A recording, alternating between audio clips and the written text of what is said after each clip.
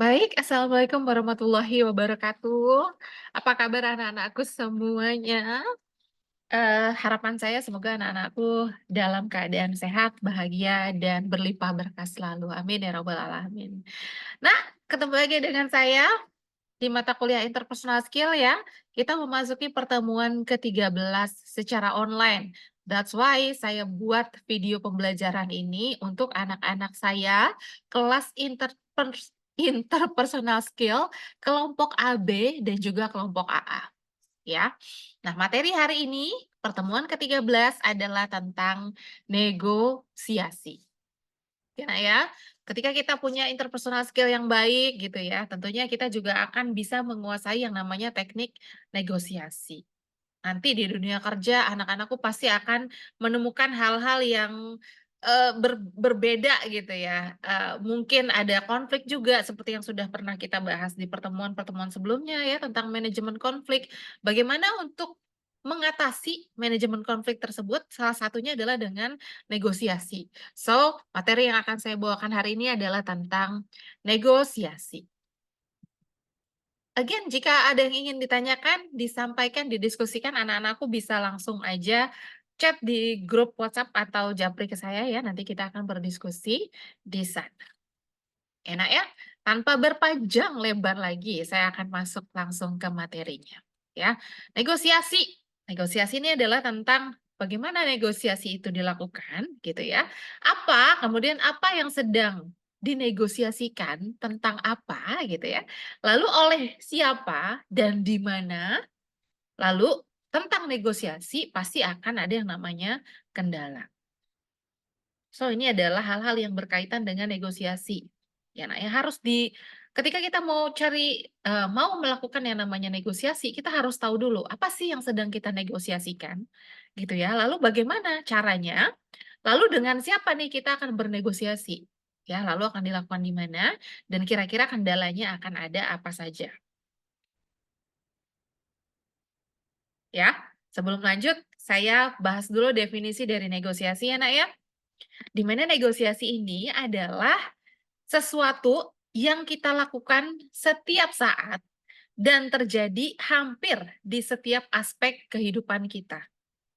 Ya, selain itu negosiasi ini dianggap sebagai cara yang paling efektif untuk mengatasi dan menyelesaikan konflik atau perbedaan kepentingan. Ya, masing-masing orang kan dengan segala latar belakang yang ada ya, dengan point of view yang berbeda-beda, dengan isi kepala yang beda, latar belakang, background, pendidikan, dan segala macam. Ini yang bikin kadang-kadang kita berbeda. Enak ya, ada perbedaan pandangan, ada perbedaan kepentingan di situ, dan tidak bisa dipungkiri akan adanya sebuah konflik. Dan teknik yang paling efektif untuk menyelesaikan konflik ini adalah negosiasi. Nah ya, negosiasi di sini diartikan juga sebagai proses tawar-menawar. Tawar-menawar dengan jalan berunding untuk memberi atau menerima guna mencapai kesepakatan bersama antara satu pihak. Ya, pihaknya bisa perorangan, kelompok, atau organisasi gitu ya dengan pihak lain. Ya, nah, ya, jadi intinya tawar-menawar ya, menemukan win-win solution, jalan tengah gitu ya, Nak, ya. Kemudian, Nak, di sini negosiasi dijabarkan juga sebagai salah satu skill, salah satu keterampilan yang udah ada sejak kita lahir. Ya, Nak, ya. Jadi ini keterampilan yang bisa kita asah gitu ya, dan ternyata keterampilan ini memang sudah ada sejak kita lahir, ya. Nanti contohnya seperti apa akan ada di slide berikutnya. Ya, Nak, ya. Negosiasi juga merupakan perembukan, berembuk gitu ya, berembuk antara pihak-pihak yang mungkin sedang bertikai gitu ya, yang bermasalah, tanpa ada campur tangan pihak ketiga. Jadi memang pure antara pihak satu dan pihak dua, hanya dua pihak saja yang saling berembuk. Jadi nggak ada pihak ketiga di sana. Itu kita sebut sebagai negosiasi. Enak ya? Strateginya adalah untuk memperoleh kemenangan dua pihak dalam bisnis atau yang tadi saya sebutkan sebagai win-win solution. Jadi dua-duanya, dua-dua pihak ini sama-sama win win-win, tidak ada yang kalah, ya. Namanya saja negosiasi, ada teknik berembuknya di situ, ada teknik, apa namanya, tadi, lupa saya, tawar-menawar, ya, di situ sehingga terjadi yang namanya win-win solution. Tidak ada satu pihak pun yang dirugikan ketika negosiasi itu terjadi. Nah ya, kalau ada satu pihak yang dirugikan, namanya bukan negosiasi. Kemudian, setelah itu saya akan bahas, apa sih karakteristik utama dari negosiasi? Nah, ini karakteristik utama negosiasi yang pertama adalah negosiasi ini senantiasa melibatkan orang. Ya orang, ya kan karena kita yang berseteru gitu ya, kita yang punya berbeda kepentingan. Jadi senantiasa melibatkan orang, ya.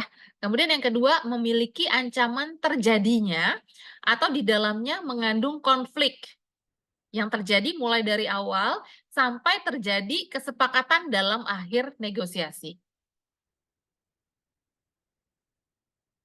Ya, jadi bisa saja di dalam, terjadi negosiasi ini ada ada apa ya, Nak, ya, kita bilangnya, ancaman-ancaman gitu ya, yang terjadi atau di dalamnya mengandung konflik yang terjadi. Ya, mulai dari awal sampai terjadi kesepakatan dalam akhir negosiasi. Ya misalnya ancaman itu bukan dalam artian kata harus dengan senjata, harus dengan, kekerasan gitu ya, enggak juga. Nah, contoh simpel adalah ketika misal kita lagi beli baju di pasar, gitu ya. Zaman dulu ya belum ada online shop ya, Nak, ya. Pergi ke pasar, tawar-tawaran beli baju gitu ya. Itu kita sudah melakukan yang namanya teknik negosiasi sebetulnya, Nak, ya. Abangnya bilang 50.000, tapi kita minta 35 kali Bang, bisa gitu. Ya, terus abangnya, "Nggak bisa, ini udah mentok harganya 50, ini udah modal doang," dan segala macam. Biasanya kan abang-abang akan bilang kayak gitu ya. Kemudian kita akan mengancam dong sebagai pembeli, "Ya udah nggak usah jadi beli kalau harganya nggak diturunin," gitu kan. Nah, pada akhirnya abangnya mau tuh nurunin harga, misalnya Rp5.000, "Ya udah jadi 45 deh kalau mau," gitu. Dan kalau kamu nggak keberatan 45, kamu akan membeli, ya. Terjadi yang namanya negosiasi. Ya ada ancaman di situ sebetulnya. Ya, Nak, ya, itu yang saya maksud. Ya. Kemudian yang ketiga, bisa juga dengan menggunakan cara-cara pertukaran sesuatu. Ya, bertukar sesuatu, entah materi mungkin, entah, apalagi Nak, material, uang gitu ya, atau apa, kekuasaan atau apa, apalah, sesuatu yang bisa ditukar, gitu ya. Misalnya, eee, "Kamu mau nggak, ini, apa namanya, kerjain tugas saya?" Ya, nanti saya kasih uang, misalnya gitu. Banyak kan anak-anak saya yang kayak gitu, meskipun tidak dibetulkan, itu perbuatan yang tidak benar gitu ya. Tapi saya ambil contoh seperti itu sebagai contoh simpel, ya Nak ya. Jadi kamu ada pertukaran di situ, ya Nak ya. Kemudian yang keempat, negosiasi ini hampir selalu berbentuk tatap muka. Jadi biasanya negosiasi itu memang lebih lebih nyaman, lebih bakal tercapai gitu ya, win-win solution-nya adalah ketika kita lakukannya secara face to face, tatap muka, nggak bisa ditelepon, nggak bisa apalagi dengan chat WhatsApp gitu ya, itu nggak akan maksimal untuk hasilnya nanti ya. Sehingga karakteristik utama negosiasi adalah hampir selalu berbentuk tatap muka. Ya, kemudian yang kelima karakteristiknya adalah negosiasi biasanya menyangkut hal-hal di masa depan atau sesuatu yang belum terjadi. Aduh, duh, belum terjadi dan kita inginkan untuk terjadi. Nah ya, kebayang ya, misalnya kita ingin apa di masa depan, ya, hal-hal yang menyangkut, eee, menyangkut hal-hal di masa depan atau sesuatu yang belum terjadi dan kita inginkan terjadi. Ya, misalnya di depan, apa nih negosiasinya, biasanya apa sih, Nak, yang terjadi di depan gitu ya? Misalnya kamu, eee, mau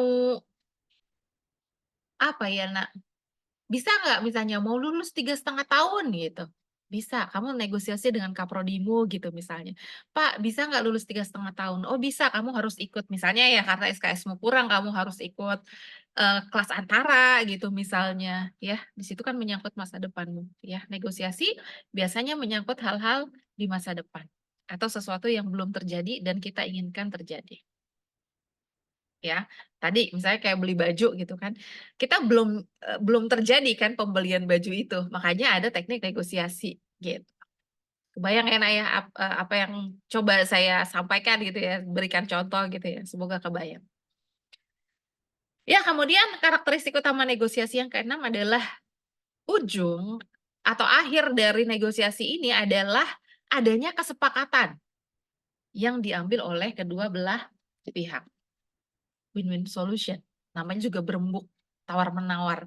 Sehingga di ujung ini akan ada kesepakatan yang diambil oleh kedua belah pihak. Oke, berikutnya ada pertanyaan, di mana atau pada kegiatan apa sih negosiasi ini dibutuhkan? Kira-kira kebayang nggak, Nak? Di mana sih kira-kira pada kegiatan apa nih teknik negosiasi dibutuhkan? Ya. Nah, kita memperoleh apa yang kita inginkan melalui negosiasi, ya. Mulai dari bangun pagi, mungkin kita harus mengambil kesepakatan, siapa yang harus menggunakan kamar mandi terlebih dahulu, ya. Kalau kamu kamar mandimu misal kayak saya cuma punya satu kamar mandi gitu, tapi saya, hidup dengan adik saya, lalu harus ada teknik negosiasi tuh, siapa yang mandi duluan, gitu ya. Nah, itu kan sudah masuk kategorinya negosiasi ya, tawar-menawar, berembuk gitu ya. Nah, kemudian apakah sopir harus mengantar istri kamu atau kamu terlebih dahulu? Kalau kamu sudah punya istri gitu ya. Nih sopir harus ngantar siapa dulu nih gitu, itu kan teknik negosiasi ya. Demikian pula di kantor, misalnya kita melakukan negosiasi dalam rapat direksi, rapat staf, menentukan harga barang dan jasa. Bahkan untuk menentukan di mana akan makan siang, gitu ya. Ini kita harus bernegosiasi dengan rekan kita. Enak ya, anak-anak saya, yang ikut ormawa-ormawa gitu ya, banyak teknik negosiasinya di situ, Nak, kalau kita bicara secara dunia profesional ya, organisasi gitu ya. Tapi dalam kehidupan sehari-hari pun sebetulnya kita sudah sering melakukan yang namanya teknik negosiasi. Ya, Nak, ya. Termasuk ketika saya menanyakan kepada anak-anakku, kapan sih enaknya kita membuat kelas pengganti? Ya, itu teknik negosiasi juga, Nak. Kapan sih bagaimana sih UTS atau UASnya yang anak-anak saya mau gitu ya, itu negosiasi juga sayang. Ya, jadi kebayang ya, di mana dan pada kegiatan apa negosiasi dibutuhkan.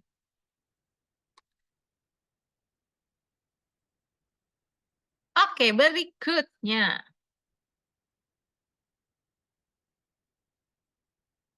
Kemudian pertanyaan lanjutan adalah, siapa yang melakukan negosiasi? Siapa sih ini aktornya gitu ya. Nah, kita semua ini pada dasarnya adalah negosiator.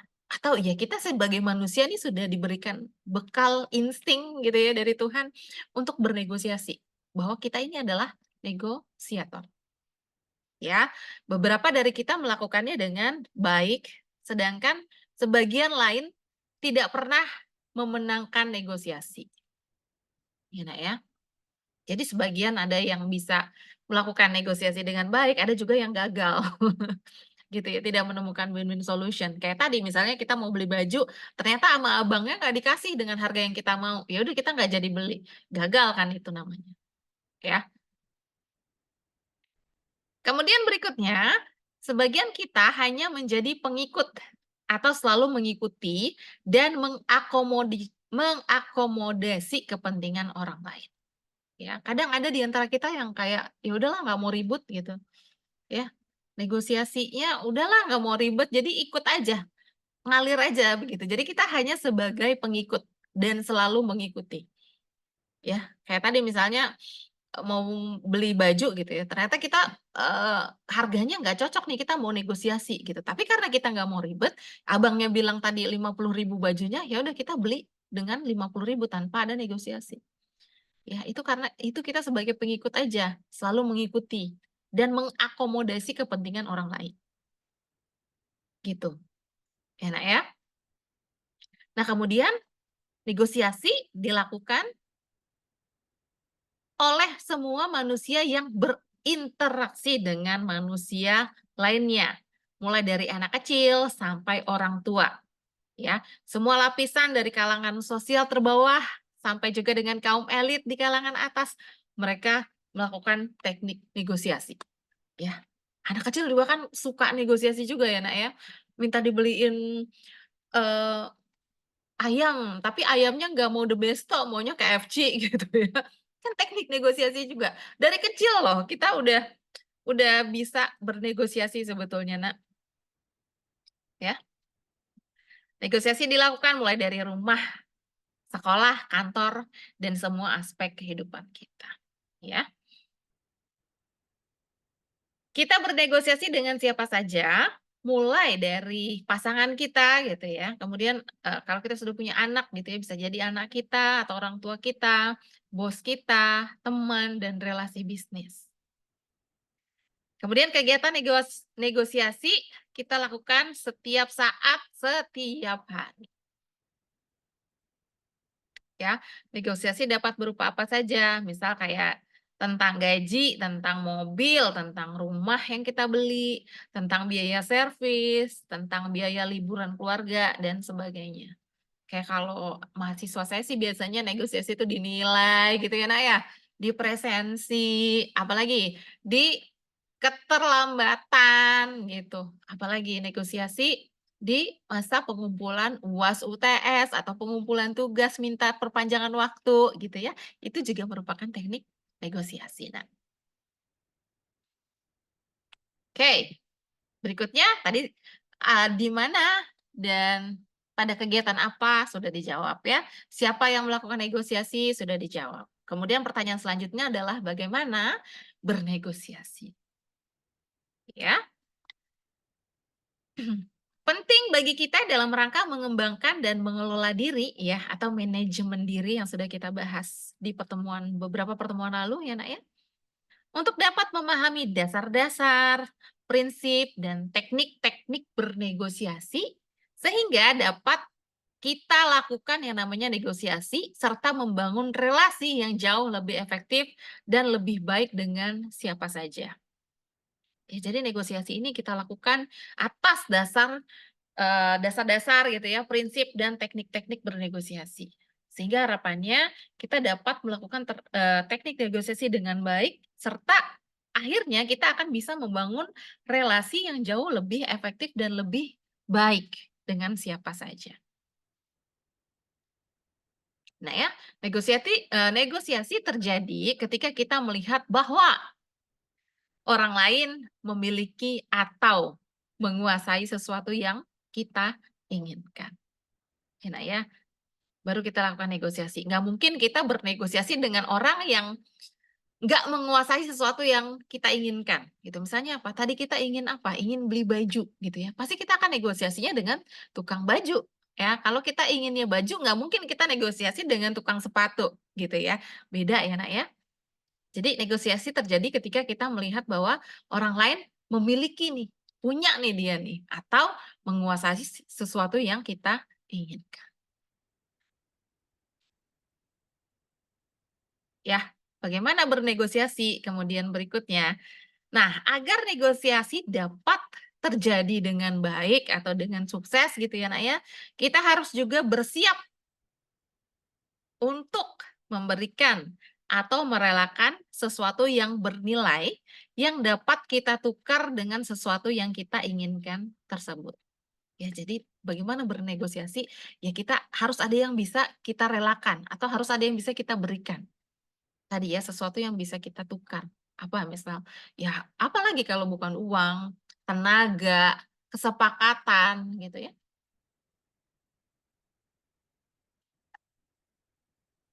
Ya, Nak?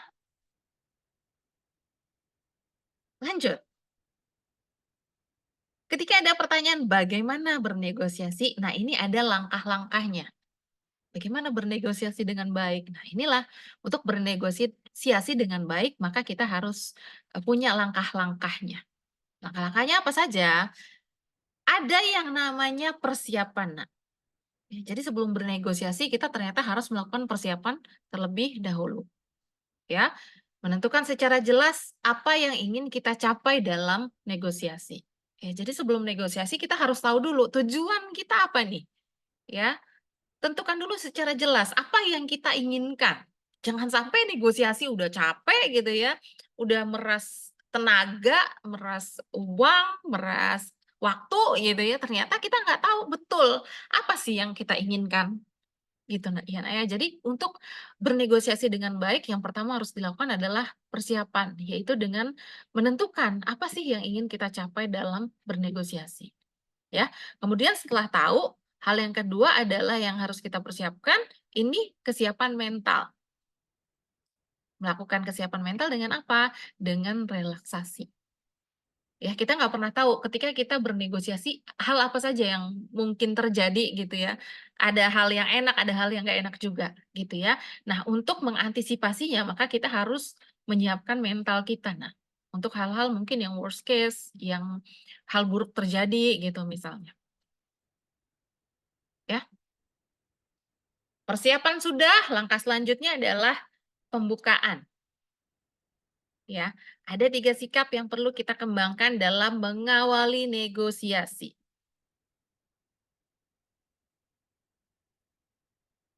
Sorry. Jadi, ketika melakukan pembukaan gitu ya, kita harus punya dulu, 3 sikap yang perlu kita, apa ya, Nak, ya, kita kuasai sebelum mengawali negosiasi. Apa saja sikap itu? Yang pertama tentunya adalah pleasant atau menyenangkan, ya. Di teknik negosiasi ketika kita ingin bernegosiasi gitu ya, ya ini menguntungkan kita ketika kita menjadi pribadi yang menyenangkan, gitu. Ya, Nak, ya. Kemudian yang kedua, sikapnya adalah asertif atau tegas, tidak pelin-pelan, ya. Kemudian yang ketiga adalah firm, teguh dalam pendirian. Kamu punya pendirian apa? Kamu tadi punya kan, udah tahu kan, udah kamu tentukan kan, apa sih yang ingin kamu capai gitu ya, maka itulah yang kamu pegang teguh.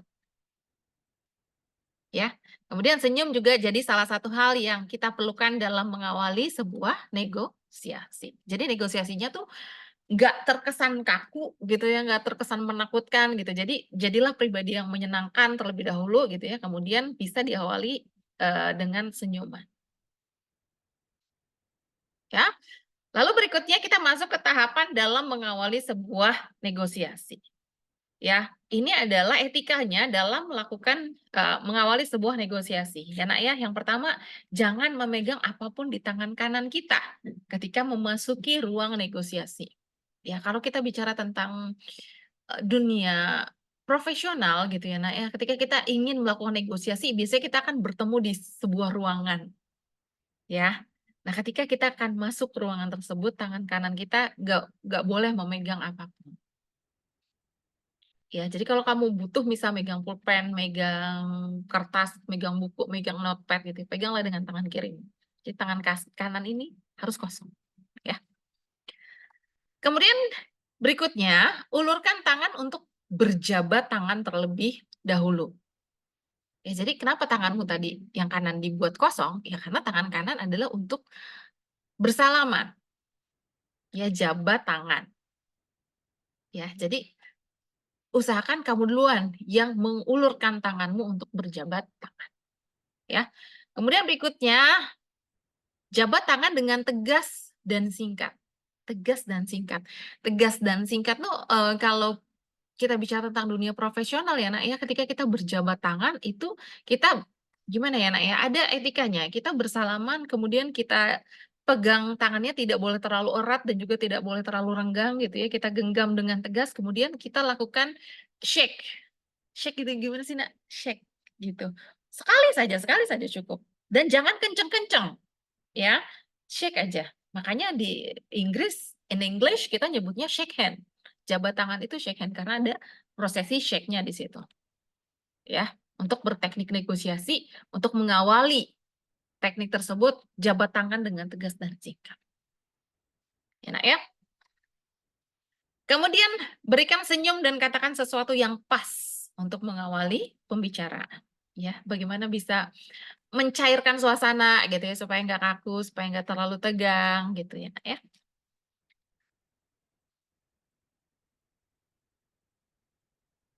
Kemudian setelah itu baru kita memulai proses negosiasi. Bagaimana cara memulai proses negosiasi? Yang pertama yang kita bisa lakukan adalah tunggu saat yang tepat bagi kedua pihak untuk memulai pembicaraan pada pokok negosiasi. Ya, tunggu dulu waktu yang tepat. Tadi kan pembukaan di awal kan kita basa-basi dulu sedemikian rupa ya. Jadi setelah sudah dibangun suasananya, baru kita akan menunggu saat yang tepat. Kalau kita rasa waktunya sudah tepat, baru kita memulai pembicaraan tersebut. Ya, Nak, ya. Kemudian sampaikan pokok-pokok keinginan atau tuntutan pihak kita secara jelas, singkat, dan penuh percaya diri. Ya, misalnya, Pak, saya mau, Paknya nggak tegas itu juga. Bapak, saya hendak lulus kuliah dengan tenggang waktu 3,5 tahun. Apakah bisa? Jadi, eee, kita sampaikan secara jelas, singkat, dan penuh percaya diri, ya. Kalau kamu gimana ya, Nak, nggak jelas gitu, bertele-tele, ya orangnya juga bingung nangkep maksudmu tuh apa sih gitu ya. Apalagi kamu nggak percaya diri gitu, "Pak, eee, jadi gini Pak, ibu saya kan nggak punya duit Pak, jadi saya pengen lebih cepat kuliah Pak. Kemudian Pak, bapak saya juga" jadi ceritanya muter-muter, nggak jelas, nggak singkat gitu ya. Kemudian, "Bisa nggak Pak saya lulus 3,5 tahun?" Gitu. Kamu nggak yakin, kamu nggak penuh percaya diri gitu ya, nanti kaprodimu juga akan bingung gitu, "Ini orang yakin nggak sih percaya diri? Kok nggak percaya diri?" Gitu ya. Terus bicaranya nggak jelas, bertele-tele gitu, akan terjadi kebingungan nanti di situ. Sehingga ketika kita melakukan proses negosiasi, sampaikan pokok-pokok keinginan, pokok-pokoknya saja, kamu mau apa nih? To the point juga nggak apa-apa, ya Nak ya. Secara jelas, kemudian singkat dan juga penuh percaya diri.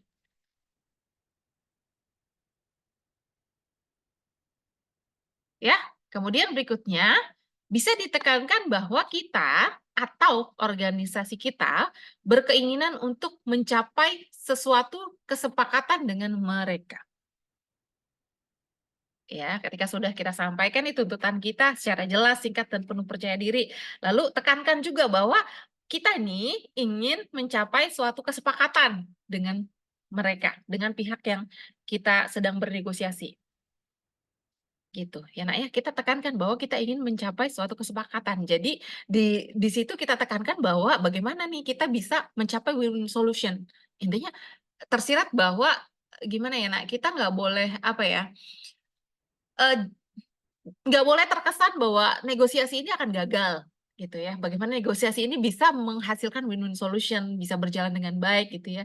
Nah di situ kita tekankan bahwa kita nih pengen banget mencapai suatu kesepakatan dengan si pihak yang kita sedang negosiasi, gitu. Kebayang nggak sih, Nak? Mudah-mudahan kebayang ya. Nah kemudian berikutnya, sediakan ruang untuk manuver atau tawar-menawar dalam negosiasi. Jangan membuat hanya 2 pilihan, iya atau tidak. Di dalam namanya saja negosiasi, berembuk gitu ya, tawar-menawar. Ya jadi di situ jangan buat pilihan tertutup, jangan hanya iya dan tidak, tapi kamu berikan pilihan yang terbuka. Jadi bakal banyak solusi-solusi yang bisa saja dicapai gitu ya, Nak, ya.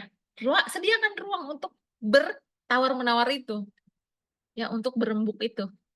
Ya jangan, "Saya punya penawaran ini, iya atau tidak?" Enggak kayak gitu. Ya jadi beri ruang untuk tawar-menawar, sehingga terjadi yang namanya tadi win-win solution, ya. Kemudian berikutnya sampaikan bahwa jika mereka memberi, kita jika mereka memberi Anda ini, Anda akan memberi mereka itu. Ya, jadi jika kita, Jika dia memberikan kita sesuatu, maka kita akan memberikan dia sesuatu juga.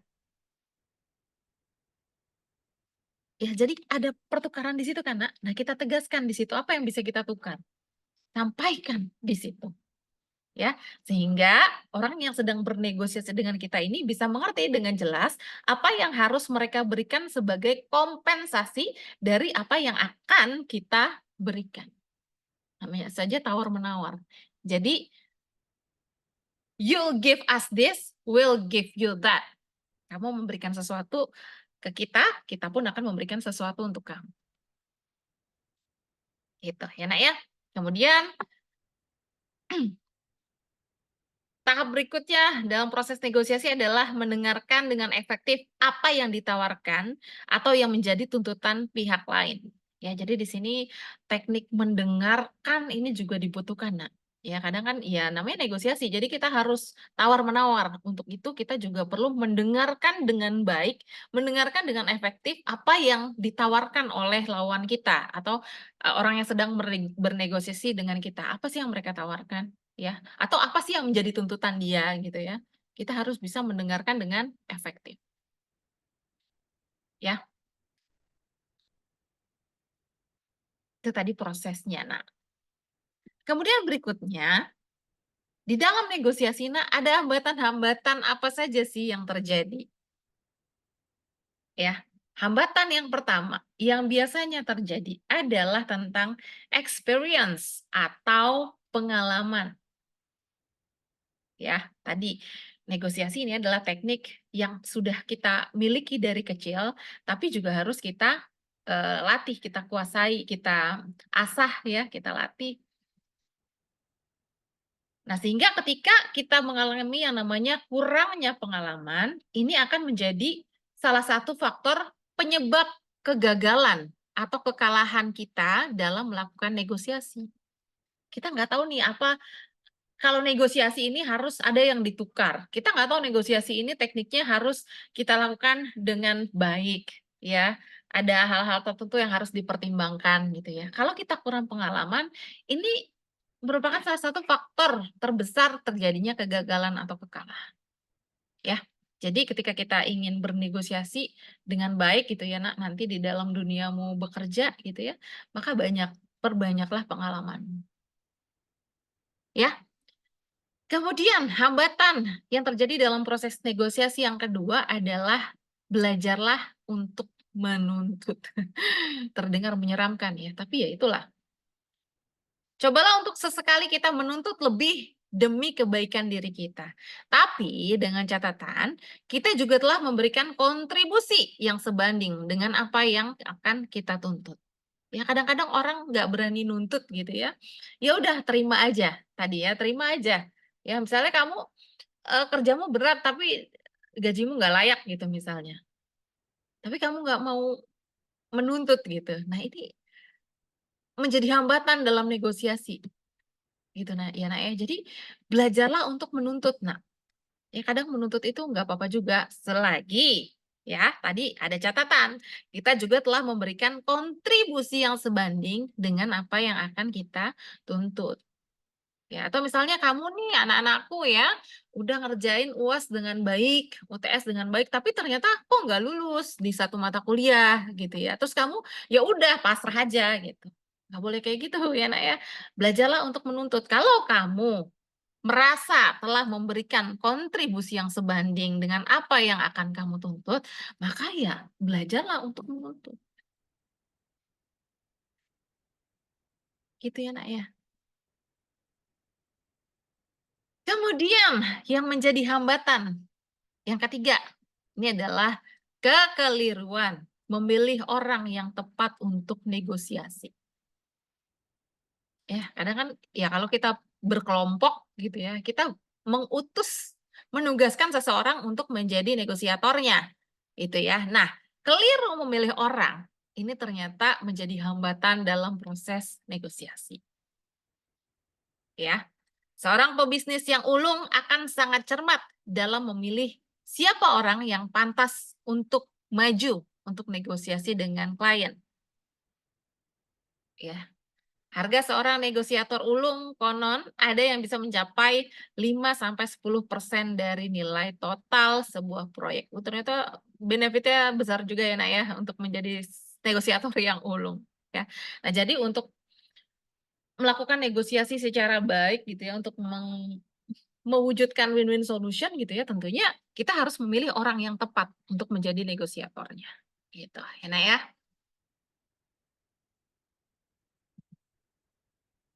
Kemudian berikutnya kita akan bahas tentang negosiasi yang berhasil. Ya, bagaimana sih negosiasi yang berhasil itu, Nak? Nah, manajemen diri ini tidak sekedar bermakna sebagai pengelolaan pribadi atau self management ya, melalui keterampilan interpersonal semata. Tetapi juga mencakup keterampilan interpersonal atau people skill yang lebih fokus pada kemampuan kita untuk berkomunikasi atau communicate, berhubungan, relationship, dan juga mempengaruhi leadership ya, orang lain. Dalam konteks ini, negosiasi merupakan penerapan dari keterampilan interpersonal tersebut ya.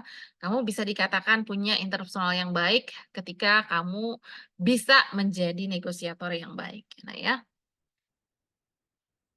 selidiki keinginan lawan bicara kita dan berusaha untuk mempertemukannya dengan keinginan kita sendiri tanpa menghilangkan atau mengubah tujuan kita. Ya, jadi kita perlu nih selidiki keinginan lawan kita, ya. Orang yang sedang bernegosiasi dengan kita, keinginan dia apa sih gitu ya. Dan berusaha untuk mempertemukannya dengan keinginan kita sendiri, ya. Mempertemukan di titik tengah, win-win solution. Enaknya di mana sih? Enaknya seperti apa sih gitu ya, tanpa menghilangkan atau mengubah yang menjadi tujuan kita. Ingat tadi, proses di awal negosiasi adalah kita harus menentukan dengan jelas apa yang menjadi tujuan negosiasi kita, ya. Nah, negosiasi yang berhasil adalah kita tidak menghilangkan atau mengubah tujuan kita tersebut. Ya, Nak, ya. Kemudian ada 2 pendekatan negosiasi yang sering dilakukan, ya. Apa saja 2 pendekatan negosiasi tersebut? Yang pertama ada yang kita sebut sebagai soft bargaining. Bargaining ini dalam bahasa Inggris ya, nah, ya artinya tawar-menawar, bargaining, bargain ya. Soft itu artinya dengan lembut ya. Nah, dalam artian soft bargaining di sini ini adalah soft bargaining melibatkan bentuk negosiasi yang menitik beratkan pada posisi menang atau kalah. Dibandingkan kepentingan dari diadakannya negosiasi itu sendiri. Ya, akan tetapi untuk menghindari masalah-masalah yang kerap muncul dalam perundingan yang melibatkan posisi, para negosiator akan melakukan pendekatan soft, seperti memperlakukan lawan bicaranya sebagai teman, ya, mencari kesepakatan dengan harga apapun, dan menawarkan sebuah hasil perundingan atas dasar penciptaan hubungan yang baik dengan lawan bicara. Ya, jadi di sini di soft bargaining namanya saja soft bargaining, dia lembut gitu ya, Nak, ya. Dia tetap mengutamakan gitu ya, Nak, ya, hubungan yang baik dengan lawan bicara kita. Jadi ujung-ujungnya tuh ya tetap bisa berdampingan dengan baik gitu ya, hubungannya nggak akan rusak ya, itu yang namanya soft bargaining, Nak. Ya, di mana nanti ketika berbicara ya mereka akan memperlakukan lawan bicaranya sebagai teman, ya. Nah, di hard bargaining, negosiator dengan pendekatan semacam ini sangatlah bersifat kompetitif, ya, dengan melihat kemenangan sebagai satu-satunya tujuan akhir. Jadi dia benar-benar kompetitif gitu ya, Nak, ya, apa ya namanya, harus ada yang kalah, harus ada yang menang, itu hard bargaining. Ya namanya saja hard ya, garis keras gitu ya, Nak, ya. Bagi beberapa orang pakar Perundingan-perundingan keras ini memandang lawan bicara mereka sebagai saingan, ya. Mereka tidak mempercayai lawan bicara mereka dan berusaha untuk bermain secerdik mungkin untuk mencoba mendapatkan keuntungan maksimal dalam negosiasi. Ya, jadi kadang-kadang ya kasarnya apa ya, Nak, ya, segala cara dihalalkan gitu ya, Nak, ya, karena kita akan ketika kita melakukan, pendekatan negosiasi secara hard bargaining, kita akan menganggap lawan bicara kita ini adalah sebagai saingan, ya. Jadi sifat kita akan kompetitif di situ, ya. Kita akan bermain cenderung secara cerdik, ya apa sajalah, halalin ajalah gitu. Ini di hard bargaining ya, Nak, ya. Kemudian, bila mana mereka berhadapan dengan perunding yang lunak tadi, yang soft bargaining, maka para perunding keras ini cenderung untuk selalu menang. Ya, kalau orang jadi susah ya, Nak, ya, kalau kita bernegosiasi, yang satu pakai hard bargaining, yang satu pakai soft bargaining, tentunya yang soft bargaining ini akan kalah, dan yang hard bargaining ini akan selalu menang. Ya, lain halnya jika berhadapan dengan perunding keras lainnya. Jadi sama-sama keras berunding gitu ya. Nah, di sini akan ada kemungkinan tidak tercapainya kata kesepakatan sama sekali. Jadi negosiasi bisa saja gagal kalau tekniknya yang satu hard bargaining, yang satu juga hard bargaining. Sama-sama licik, sama-sama menghalalkan berbagai cara gitu ya, Nak, misalnya. Ya, tidak akan bisa tercapai. Ya, Nak, ya, jadi tentukan dulu mau seperti apa nih. Kadang-kadang hard bargaining juga diperlukan di dalam situasi tertentu gitu ya, jadi nggak melulu salah. So, tentukan, sesuaikan juga secara, kebutuhan. Ya, kasusnya seperti apa gitu ya. Bisa kelihatan ya, Nak, ya, kalau soft bargaining tadi pasti di akhir ini hubungannya akan tetap baik-baik saja. Nah, di hard bargaining kebayang ya, sama-sama hard, ah, udah tuh bentrokan, nggak bakal bisa hubungannya baik lagi. Oke, berikutnya kita akan masuk ke prinsip dasar negosiasi. Ya, apa saja yang menjadi prinsip dasar negosiasi? Nah, yang pertama, pisahkan antara pelaku dengan masalah. Ya, pelaku dengan masalah harus bisa kita pisahkan. Meniadakan hal-hal yang berhubungan dengan masalah personal dari isu inti.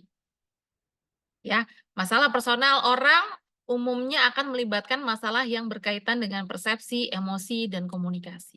Ya, jadi kalau kita mau negosiasi ya kita harus melihat segala sesuatunya secara subjektif gitu ya, Nak, ya, jangan objektif. Subjek ini secara ya bagaimana dia secara sebetulnya gitu ya, bukan dengan apa yang menjadi point of view kita gitu ya. Jadi pisahkan antara pelaku dengan masalah.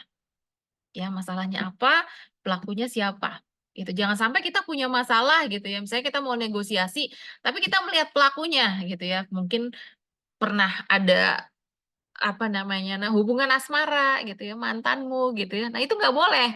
Jadi pisahkan antara pelaku dan masalah, gitu ya, Nak, ya, itu prinsip dasar negosiasi yang pertama. Lalu yang kedua, fokus pada kepentingan, bukan posisi.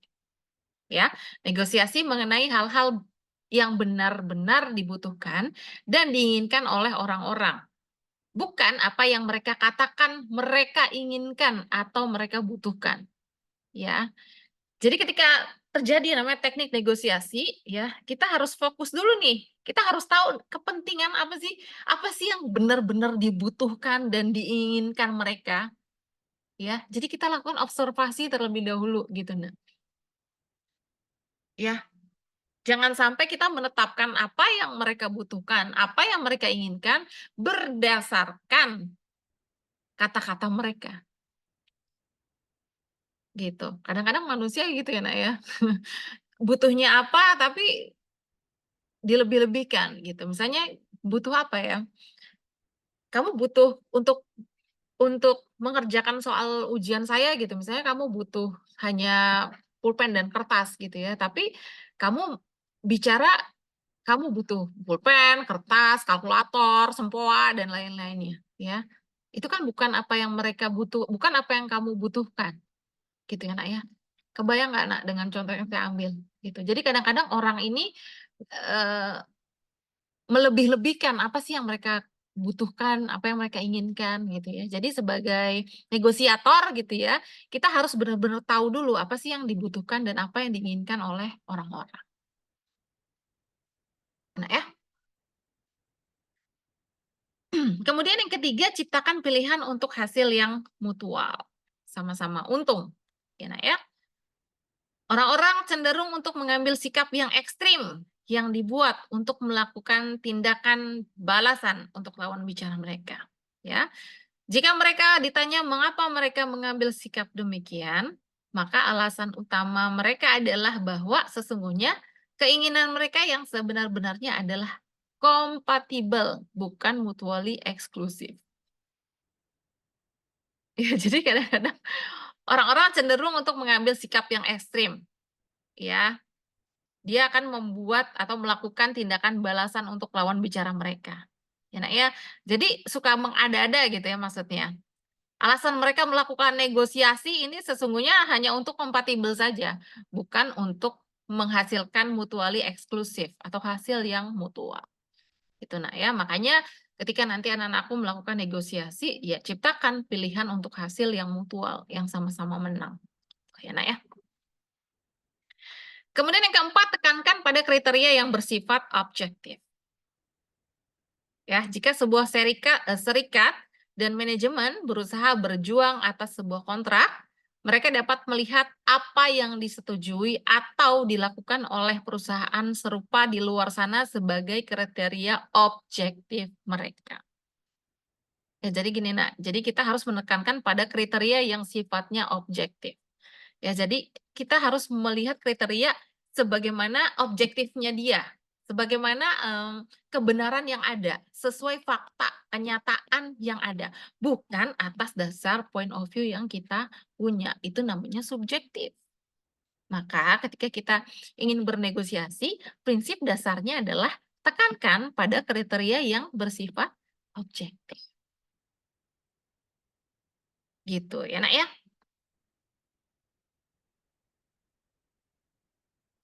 Oke, lanjut ya. Berikutnya ada 15 hukum negosiasi, Nak. Ya, jadi sebelum kita bernegosiasi atau mungkin kita ingin melakukan negosiasi gitu ya, kita harus memperhatikan 15 hukum negosiasi.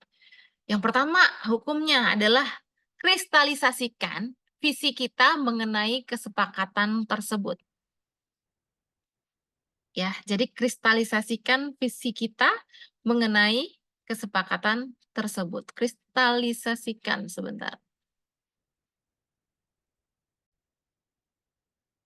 Ya, mengkristalisasikan artinya mengukuhkan. Mengukuhkan visi kita mengenai kesepakatan tersebut. Ya, jadi apa yang menjadi visi kita ini jangan tergoyahkan gitu ya, Nak ya. Jadi apa yang menjadi visi kita ya sudah tetap teguh gitu ya mengenai kesepakatan yang sudah dibuat. Jadi jangan sampai kesepakatan dibuat tapi visi kita jadi berubah. Ya, itu negosiasinya nggak berhasil namanya. Ya. Kemudian yang kedua, persiapkan segala sesuatunya terlebih dahulu. Ya tadi, ketahui dulu tujuannya ya, ketahui dulu teknik-tekniknya, siapa yang kamu bakal tunjuk jadi negosiatornya gitu ya. Kemudian ajukan pertanyaan. Ya, kalau ada sesuatu yang ingin ditanyakan dalam teknik negosiasi ini bebas banget, boleh banget untuk ditanyakan. Jadi jangan sungkan untuk mengajukan pertanyaan. Ya. Kemudian yang keempat, mendengar. Ya, mendengar apa yang menjadi kebutuhan, permintaan gitu ya dari lawan negosiasi kita. Kemudian berikutnya yang kelima, tentukan target untuk setiap kesepakatan. Targetnya bagaimana? Ya. Kemudian targetkan aspirasi kita setinggi mungkin, ya. Kembangkan pilihan-pilihan dan strategi. Pikirlah layaknya seekor dolphin. Saya baru dengar ini, Nak, sebentar.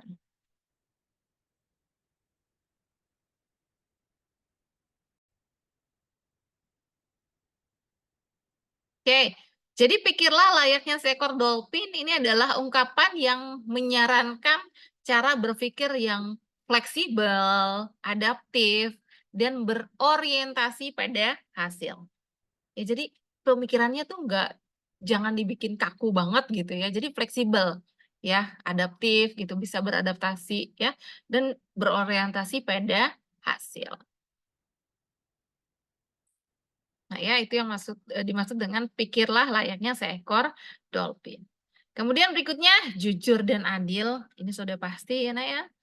Jangan pernah menerima penawaran pertama, ya karena penawaran pertama tuh pasti penawaran yang paling rendah gitu ya. Kamu namanya tawar-menawar ya, prosesnya nggak mungkin hanya dilakukan sekali saja ya, maka jangan pernah menerima penawaran pertama. Nah ya, kemudian rundingkan dengan kekuatan atau kuasa jika memungkinkan. Kemudian temukan apa yang diinginkan oleh pihak lawan, ya.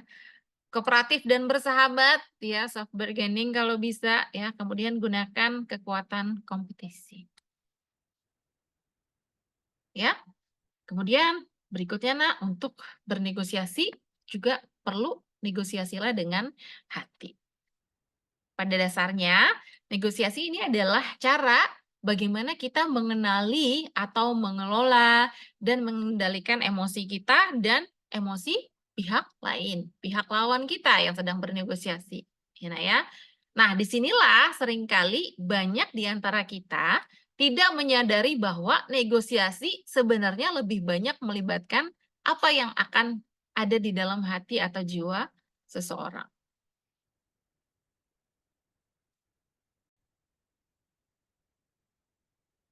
Ya, negosiasi dengan hati. Ya, pada dasarnya negosiasi adalah cara bagaimana kita mengenali, mengelola, dan mengendalikan emosi kita dan emosi pihak lain. Ya, disinilah seringkali banyak di antara kita tidak menyadari bahwa negosiasi sebenarnya lebih banyak melibatkan apa yang ada di dalam hati atau jiwa seseorang. Ini seperti gambaran sebuah gunung es, di mana puncak yang kelihatan merupakan hal-hal yang formal. Tuntutan yang dinyatakan dengan jelas, kebijakan atau prosedur perusahaan, maupun hubungan atau relasi bisnis yang didasarkan pada hitungan untung rugi. Sedangkan yang sering dilupakan dalam proses negosiasi adalah hal-hal yang tidak kelihatan. Seperti apa, nak? Misalnya seperti hasrat, keinginan, perasaan, ya. Kemudian juga nilai-nilai maupun keyakinan yang dianut oleh individual yang terlibat dalam konflik atau yang terlibat dalam proses negosiasi.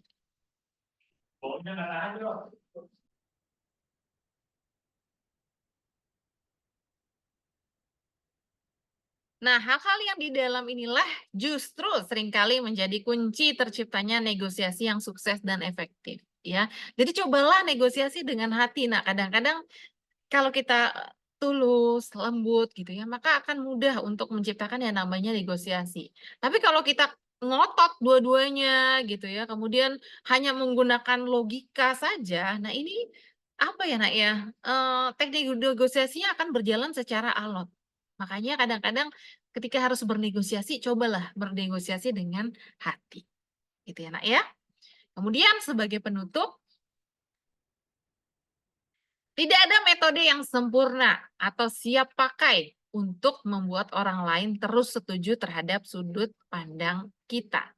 Yang penting, apa cara terbaik untuk menimbulkan atau menciptakan suatu iklim psikologis yang memungkinkan terjadinya iklim persetujuan. Ya, Nak, ya. Tidak ada metode yang sempurna. Jadi apa ya sih apa namanya, Nak? Sesuaikan saja ya, dengan apa yang sedang kamu alami ya, negosiasi apa gitu ya, tidak ada metode yang benar-benar sempurna. Oke, kemudian moto negosiasi, mendatangi tanpa bantuan, menang tanpa menghinakan. Baik, anak-anakku, materi saya tentang negosiasi sampai di sini. Ada yang ingin ditanyakan, disampaikan, didiskusikan? Boleh nanti di WhatsApp grup ya, atau di japri ke saya, nanti kita akan berdiskusi di sana. Untuk anak-anakku, kelompok AB di hari Senin dan kelompok AA di hari Jumat. Ya, Nak, ya. Seperti biasa, untuk melakukan presensinya, anak-anakku cukup dengan menyertakan, mencantumkan namamu selengkap-lengkapnya di kolom komen, karena akan saya upload di YouTube ya, Nak, ya. Kemudian tanpa mencantumkan NIM, ya, karena kalau mencantumkan NIM nanti komentarmu akan automatically di-delete sama YouTube-nya. Ya, jadi namamu saja selengkap mungkin. Nanti saya akan tarik presensinya dari sana. Gitu ya, Nak, ya. So, sampai berjumpa lagi di pertemuan berikutnya, anak-anakku, pertemuan ke-14 secara offline di kelas. Sehat selalu ya, Nak, ya, berlimpah berkah dan semoga yang saya sampaikan pada hari ini dapat bermanfaat dan dapat dimengerti oleh anak-anakku semua. Bila ada pertanyaan jangan lupa disampaikan di WhatsApp grup. Sampai jumpa lagi, Nak. Terima kasih. Assalamualaikum warahmatullahi wabarakatuh.